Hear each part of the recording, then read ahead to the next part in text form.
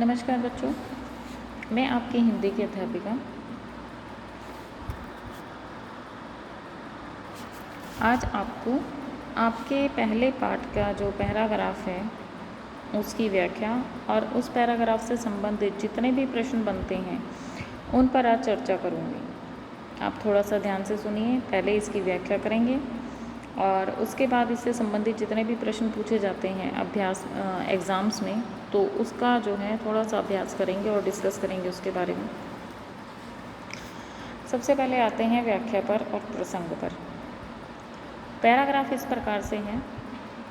हमारे हरी हरिल की लकड़ी मन करम वचन नंद नंदन उर यह दृढ़ करी पकड़ी। जागत सोवत स्वपन दिवस निसी कान कान जकरी। सुनत जोग लागत है ऐसो ज्यों करुई ककरी। सूतो व्याधि हमको ले आई देखी सुनी ना करी। यह तो सूर तिन्ही पे ले सौंपो यह तो सूर तिन्ही ले सौंपो जिनके मन चकरी। अब सबसे पहले जो है इस पाठ के जो लेखक हैं उनका नाम है सूरदास जी और पाठ का या कविता का नाम क्या है? पद, यानी कि सूरदास के पद। इसका सबसे पहले प्रसंग बताती हूँ मैं आपको कि प्रसंग क्या है। देखिए, प्रसंग में सिर्फ ये नहीं होता कि ये जो कविता है किस पाठ से ली गई है, कविता का नाम क्या है और इसको किसने लिखा है। प्रसंग का अर्थ होता है कि इस पाठ ये जो लिया गया है, पैराग्राफ लिया गया है, ये कहाँ से लिया गया है और किस प्रसंग, किस कहानी से उठाया गया है और इसके माध्यम से जो लेखक है वो हमें क्या बताना चाहते हैं, यानी कि इससे पहले की बात और इसमें क्या है, वो सारी बातें यहाँ पर डिस्कस होती हैं। तो प्रसंग का अर्थ यही होता है कि संबंधित पैराग्राफ में क्या बताना चाहते हैं और ये आया कहाँ से है, क्या इसका उद्देश्य है। ठीक है, इसमें क्या कहना चाहते हैं, कहाँ से एक किस्सा उठाया गया, वो होता है प्रसंग। तो सबसे पहले हम प्रसंग करते हैं। प्रसंग में सबसे पहले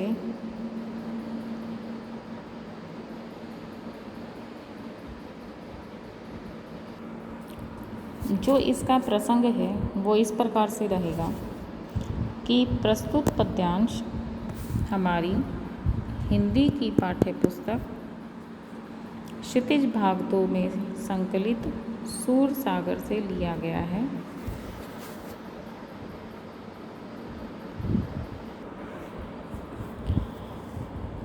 इसको सूर सागर के भ्रमर गीत संबंधी पदों से उद्धृत किया गया है या लिया गया है। इसके रचयिता अनन्य श्री कृष्ण भक्त कवि सूरदास जी हैं।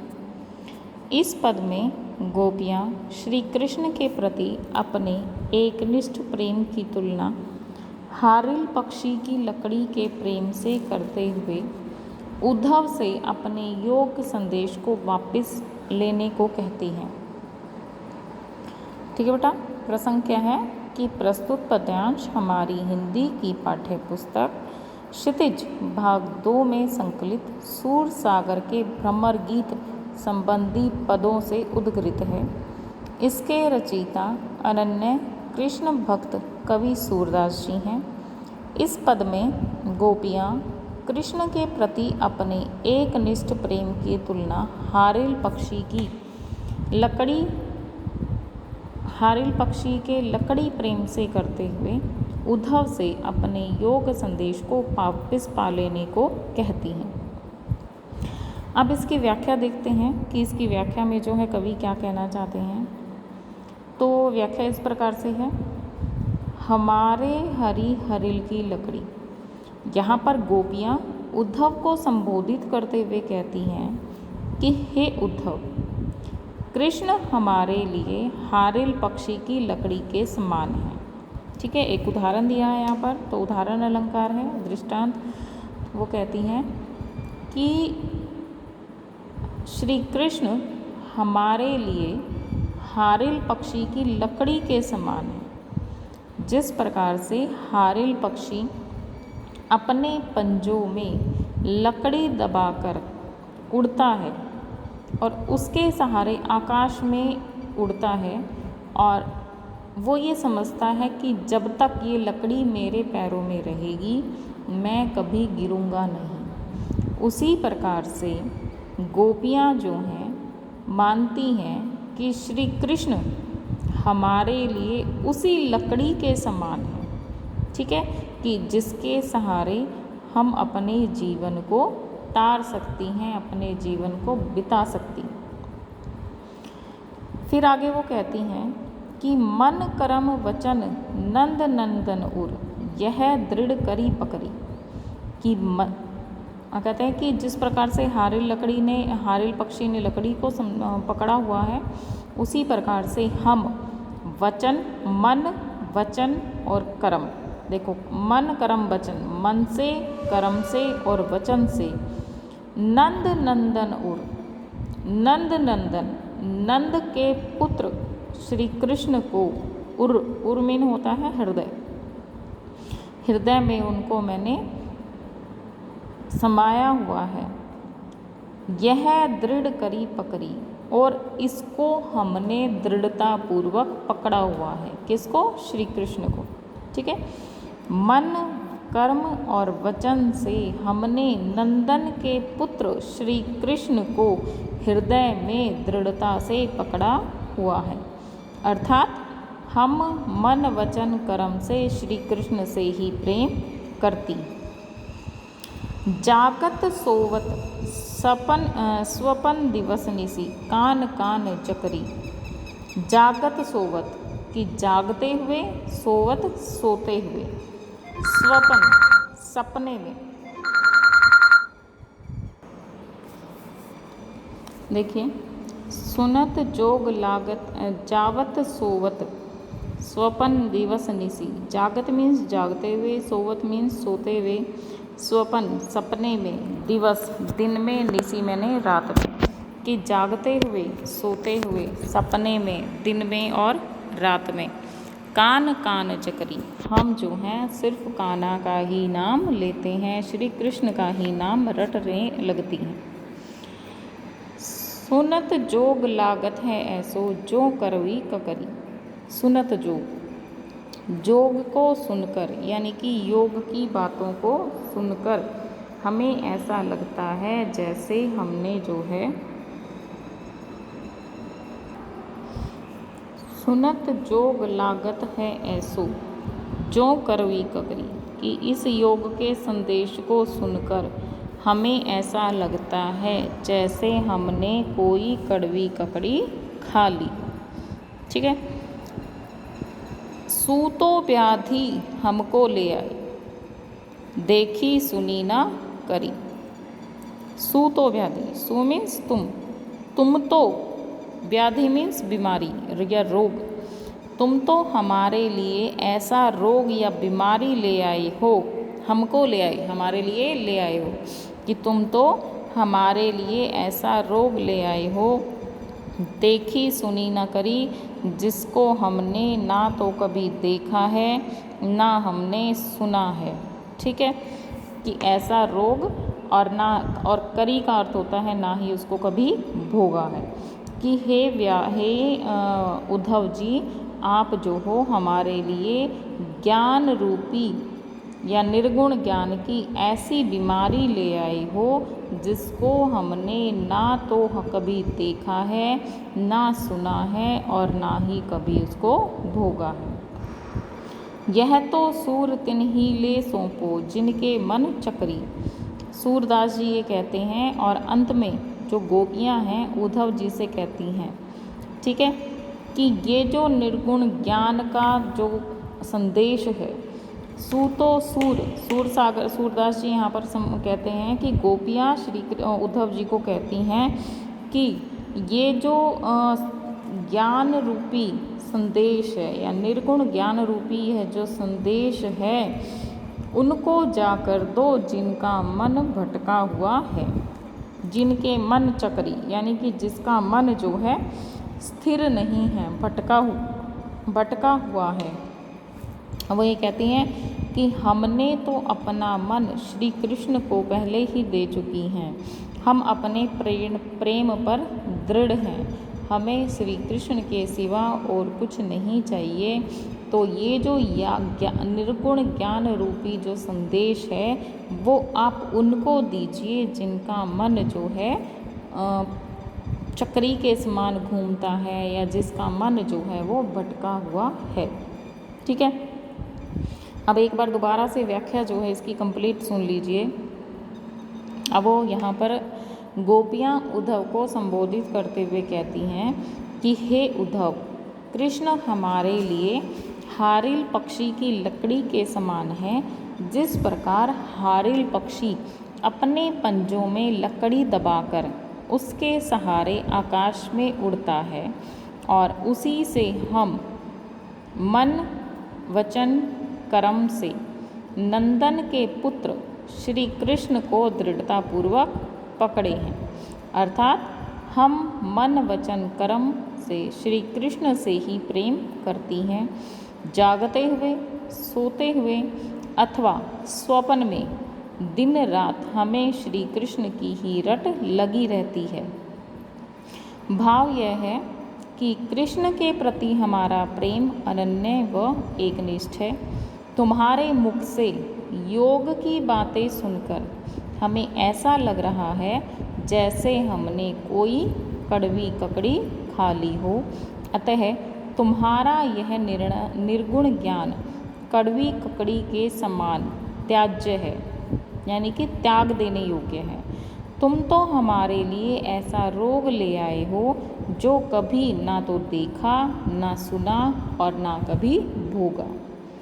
अंत में गोपियाँ उद्धव से कहती हैं कि निर्गुण ज्ञान का यह संदेश उन्हीं को जाकर दो जिनका मन भटका हुआ है, अर्थात जिनका मन स्थिर नहीं है। हम तो अपना मन पहले ही श्री कृष्ण को सौंप चुकी हैं तथा अपने प्रेम पर दृढ़ हैं। ठीक है बेटा, ये थी इसकी व्याख्या। अब जो इसकी भाषागत विशेषताएं हैं वो इस प्रकार से हैं। सबसे पहले हम लिखेंगे कि प्रस्तुत पद की भाषागत विशेषताएं जो हैं वो इस प्रकार से हैं। सबसे पहला पॉइंट आएगा कि भाषा माधुर्य गुण है और साहित्यिक ब्रज भाषा का इसमें प्रयोग किया गया है। दूसरा पॉइंट आएगा कि इसमें तत्सम और तद्भव शब्दावली का प्रयोग हुआ है। तीसरा बिंदु है इसका कि इसमें अनुप्रास, रूपक, उपमा, पुनरुक्ति प्रकाश अलंकारों का प्रयोग हुआ है। चौथा, इसमें वार्तालाप शैली का प्रयोग भी हुआ है। ठीक है, क्योंकि यहाँ पर गोपियों और उद्धव के बीच बातचीत चल रही है, तो यहाँ पर क्या है, वार्तालाप शैली का प्रयोग किया गया है। और पांचवा पॉइंट रहेगा इसमें कि वियोग श्रृंगार रस का परिपाक हुआ है। देखो, मैंने आपको रस पढ़ाते हुए समझाया था कि वियोग श्रृंगार रस, श्रृंगार रस कौन सा होता है, जहाँ पर प्रेमी प्रेमिका या पति पत्नी के बीच प्रेम भाव हो या उनका अलगाव हो, तो वहाँ पर श्रृंगार रस है। और श्रृंगार रस जो है वो दो प्रकार से होता है। पहला होता है संयोग श्रृंगार रस और दूसरा होता है वियोग श्रृंगार रस। ठीक है, तो संयोग में जब उनका आपस में प्रेम चल रहा है तो वो संयोग श्रृंगार रस है, और जब दोनों का आपस में अलगाव हो जाता है, विछोह हो जाता है, वो एक दूसरे से अलग हो जाते हैं, तो वहाँ पर क्या है, वियोग श्रृंगार रस। श्रृंगार रस तो रहेगा लेकिन संयोग और वियोग दोनों बातें आएंगी इसमें। अब यहाँ पर जो है गोपियाँ और श्री कृष्ण आपस में अलग हो चुके हैं, वो मथुरा में हैं और वो यहाँ पर ब्रज में हैं, तो इसलिए यहाँ पर उनका क्या है, वियोग श्रृंगार रस का यहाँ पर चित्रण हुआ है। ठीक है बेटा, अब देखिए इस पैराग्राफ से संबंधित जितने भी प्रश्न निकलते हैं, बनते हैं, वो उनका डिस्कशन यहाँ पर चलेगा। तो सबसे पहले जो प्रश्न है वो ये निकल के आता है कि गोपियों ने श्री कृष्ण को किस प्रकार पकड़ा हुआ? गोपियों ने कृष्ण को किस प्रकार पकड़ा हुआ है? और इसका उत्तर भी छोटा सा ही रहेगा कि जिस प्रकार हारिल पक्षी हमेशा एक लकड़ी अपने पैरों में पकड़े हुए होता है, उसी प्रकार गोपियों ने श्री कृष्ण को पकड़ा हुआ है। ठीक है, क्या है प्रश्न? कि जिस प्रकार हारिल पक्षी हमेशा एक लकड़ी अपने पैरों में पकड़े हुए होता है, उसी प्रकार गोपियों ने श्री कृष्ण को पकड़ा हुआ है। उसके बाद अगला प्रश्न निकलता है इसमें, ध्यान से सुनना। गोपियाँ सोते जागते किसका ध्यान करती हैं और क्यों? ठीक है, गोपियाँ सोते जागते किसका ध्यान करती हैं और क्यों? तो उत्तर रहेगा कि गोपियाँ सोते जागते श्री कृष्ण का ध्यान करती हैं। और क्यों का अर्थ में क्या आएगा? क्योंकि श्री कृष्ण से उन्हें अनन्य प्रेम है। ठीक है, श्री कृष्ण से उन्हें अनन्य प्रेम है। अगला प्रश्न जो है वो ये निकलता है कि कवि ने इस पद्यांश में करुई ककरी किसे कहा है? करुई ककरी, क्लियर? कि कवि ने इस पद्यांश में करुई ककरी किसे कहा है? तो उत्तर इस प्रकार से रहेगा कि इस पद्यांश में कवि ने करुई ककरी उद्धव द्वारा दिए गए योग के संदेश को कहा है। कवि ने इस पद्यांश में करुई ककरी उद्धव के द्वारा दिए गए योग संदेश को कहा है, क्योंकि उसका यह संदेश गोपियों को कड़वी ककड़ी के स्वाद की तरह कड़वा लग रहा है। ठीक है, क्योंकि उसका यह संदेश गोपियों को कड़वी ककड़ी के स्वाद की तरह कड़वा लग रहा था। अगला प्रश्न है, गोपियों ने व्याधि किसे कहा है? व्याधि मीन्स रोग। ठीक है, गोपियों ने व्याधि किसे कहा है? तो उत्तर क्या रहेगा? गोपियों ने व्याधि योग के संदेश को कहा है। या फिर लिख सकते हैं कि गोपियों ने योग के संदेश को व्याधि कहा है। क्लियर? उसके बाद जो 9वां प्रश्न है वो ये है कि इस पद्यांश का भाव सौंदर्य स्पष्ट कीजिए। यानी कि इन पंक्तियों के माध्यम से जो लेखक हैं वो हमें क्या कहना चाहते हैं। क्लियर? तो उत्तर इस प्रकार से रहेगा कि इस पद में कवि ने गोपियों की कृष्ण भक्ति को हारिल पक्षी की लकड़ी के भांति एकनिष्ठ बताया है। इस पद में कवि ने गोपियों की कृष्ण भक्ति को हारिल पक्षी की लकड़ी के प्रेम की भांति एकनिष्ठ बताया है। एकनिष्ठ का अर्थ होता है सिर्फ एक के अलावा कोई और ना होना, अनन्य जिसको कहा जाता है। ठीक है, तो जैसे हारिल पक्षी एक लकड़ी के समान लकड़ी को पकड़ के चलता है और गोपियाँ जो हैं यहाँ पर श्री कृष्ण को ही अपना सहारा बनाकर चलती हैं, तो यहाँ पर उसको एकनिष्ठ बताया है। कवि ने निर्गुण योग साधना के संदेश को अस्थिर मन वालों के उपयोग का बताते हुए स्पष्ट किया है।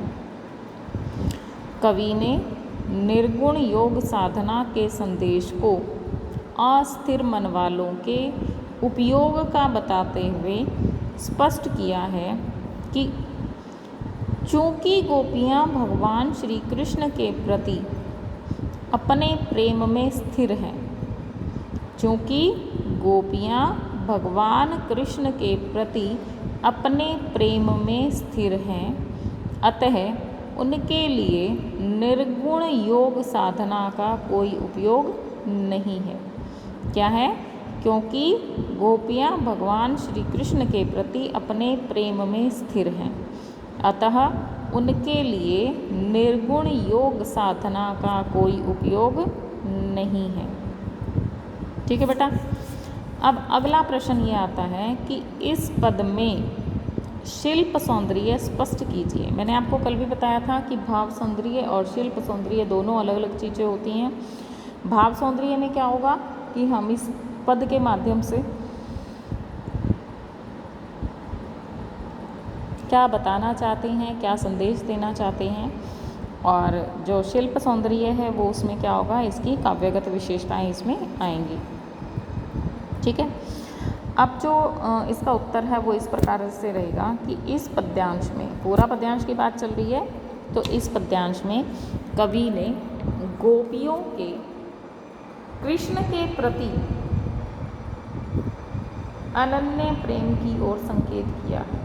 क्या है कि इस पद्यांश में कवि ने गोपियों के श्री कृष्ण के प्रति अनन्य प्रेम को या अनन्य प्रेम की ओर संकेत किया है। उनका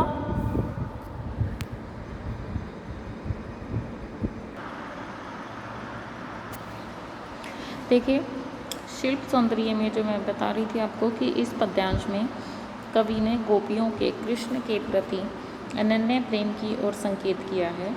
उनका एक निष्ठ प्रेम है और जो सुदृढ़ है, जिसे वे कभी भी छोड़ना नहीं चाहती। इस पद में कवि ने तत्सम तद्भव शब्दावली युक्त साहित्यिक ब्रज भाषा का प्रयोग किया है। क्या है कि इस पद में कवि ने तत्सम तद्भव शब्दावली युक्त साहित्यिक ब्रज भाषा का प्रयोग किया है। भाषा माधुर्य गुण युक्त है, सरल सहज तथा मार्मिक है। वार्तालाप और तर्क शैली से भाषा में रोचकता उत्पन्न हुई है। वार्तालाप और तर्क शैली से भाषा में रोचकता उत्पन्न हुई है। पद छंद का सफल प्रयोग हुआ है। ठीक है, पद छंद का सफल प्रयोग हुआ है और संपूर्ण पद में गेयता और संगीतात्मकता का गुण विद्यमान है। संपूर्ण पद में गेयता और संगीतात्मकता का गुण विद्यमान है। क्लियर बेटा? ये तो था इसका शिल्प सौंदर्य। उसके बाद एक प्रश्न यहाँ पर पूछा गया है कि इस पद में प्रयुक्त अलंकारों के नाम बताइए। ठीक है, कि इस पद में प्रयुक्त अलंकारों के नाम बताइए। तो अलंकार इसमें कौन कौन से प्रयोग हुए हैं, तो देखिए, इस पद में अनेक अलंकारों का प्रयोग किया गया है। हमारे हरी हरिल की लकड़ी, फर्स्ट लाइन ही है, हमारे हरी हरिल की लकड़ी में रूपक अलंकार का प्रयोग हुआ है। ठीक है, क्योंकि उसने एक चीज़ का दूसरी वस्तु, एक चीज़ का दूसरी चीज़ में आरोप किया है, तो यहाँ पर क्या है, रूपक अलंकार है। हमारे हरी हरिल की लकड़ी, क्लियर। और करुई ककड़ी, ठीक है, करुई ककड़ी यानी कि क की आवृत्ति है, तो इसमें सोवत जागत में त वर्ण की आवृत्ति है, नंद नंदन में न वर्ण की आवृत्ति है, और जो हमारा हमारे हरी हरिल ह वर्ण की आवृत्ति है, तो यहाँ पर अनुप्रास अलंकार का प्रयोग किया गया है। ठीक है, बहुत सारे शब्द हैं, कैसे, करुई ककरी, जागत सोवत, नंद नंदन और हमारे हरी हरिल। ठीक है, इसमें क्या है, अनुप्रास अलंकार का यहाँ पर प्रयोग हुआ है। उसके बाद जो कान कान शब्द है, थर्ड लाइन में क्या है, कान कान, एक ही शब्द का दो बार प्रयोग हुआ है, तो यहाँ पर पुनरुक्ति प्रकाश अलंकार है। ठीक है, एक ही शब्द अगर दो बार प्रयोग किया गया हो और दोनों का अर्थ सेम निकलता हो, तो वहाँ पर कौन सा अलंकार होता है, पुनरुक्ति प्रकाश अलंकार होता है। क्लियर। और उसके बाद है सुनत जोग लागत है ऐसो जो करुई ककरी। जहाँ पर मैंने आपको बताया था कि अलंकारों में जहाँ पर जो शो जो त्यों जैसे ऐसे शब्दों का प्रयोग हो तो वहाँ पर कौन सा अलंकार होता है? उपमा अलंकार होता है।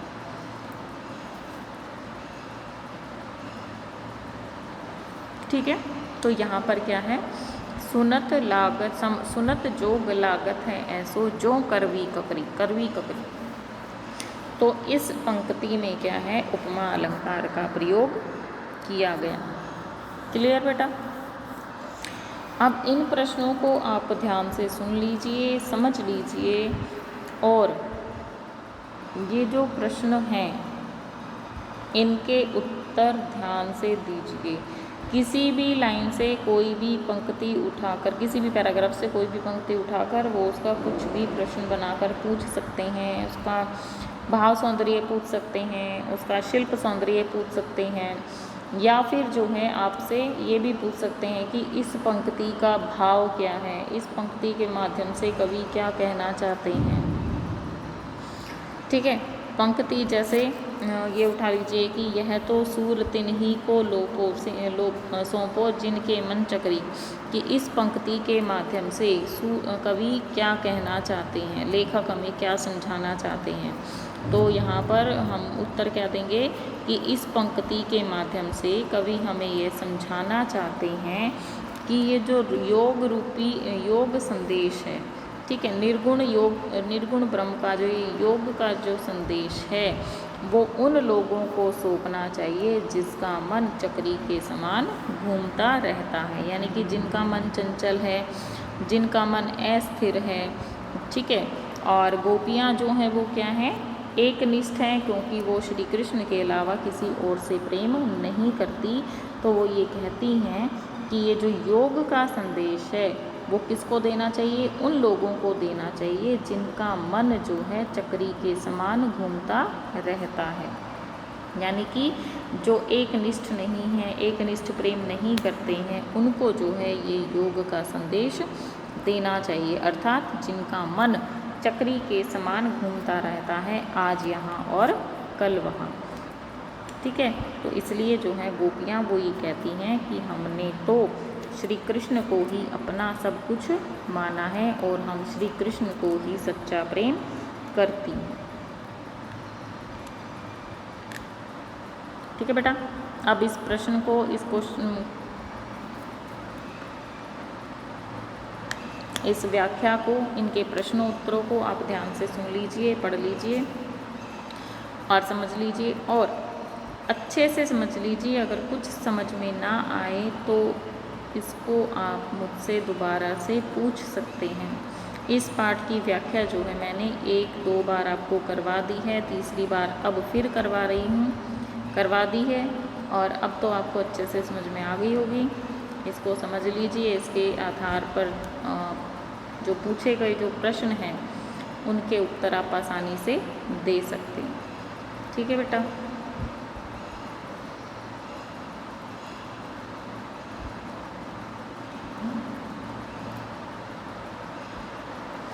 इस चैप्टर से एक प्रश्न जरूर पूछा जाता है, चाहे वो आपका किसी भी तरह का पूछा जाए, पैराग्राफ आ जाए, उससे संबंधित प्रश्न आ जाए, या फिर जो अभ्यास के जो प्रश्न हैं उनसे भी आपके प्रश्न पूछे जा सकते हैं। सिर्फ एक अभ्यास के प्रश्न ही याद नहीं करने आपको, आप जो हो इसके जो एक्स्ट्रा क्वेश्चंस जो होते हैं, ठीक है, डीपली स्टडी करोगे, इसको अच्छे से पढ़ोगे, समझोगे, तो आप हर एक एक्स्ट्रा प्रश्न का उत्तर आप दे सकते हो।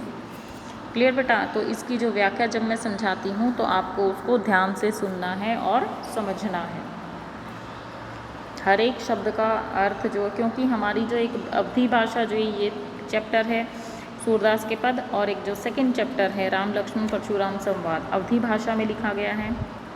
इन दो भाषाओं को समझना आपके लिए बहुत इजी है, क्योंकि ये चीज़ हम पहले पढ़ चुके हैं, कोई नई नहीं है, हर एक चीज़ का ज्ञान हमें है, शब्दों का ज्ञान हमें है। ठीक है, तत्सम तद्भव शब्दावली का प्रयोग किया गया है जिसको हम अच्छे से जानते हैं। सिर्फ एक शब्दों का हेर फेर है जिसको आपको अच्छे से समझना है। ये शब्द हमारे अंदर से ही निकल कर आ रहे हैं। अगर हम उनको ध्यान से पढ़ेंगे या तो सुनेंगे तो हम ये इसको आसानी से समझ सकते हैं और बहुत जल्दी हमको ये समझ में आ सकती है। ठीक है बेटा, तो ये 2 चैप्टर ऐसे हैं जो अलग भाषा में हैं, यानी कि अवधी और ब्रज भाषा में है। और अवधी भाषा में जो राम लक्ष्मण परशुराम संवाद है, इनको आप अच्छे से समझोगे, और बाकी जो कविताएं हैं वो तो काफ़ी ईजी हैं। ठीक है बेटा, तो अच्छे से समझ लेना इनको।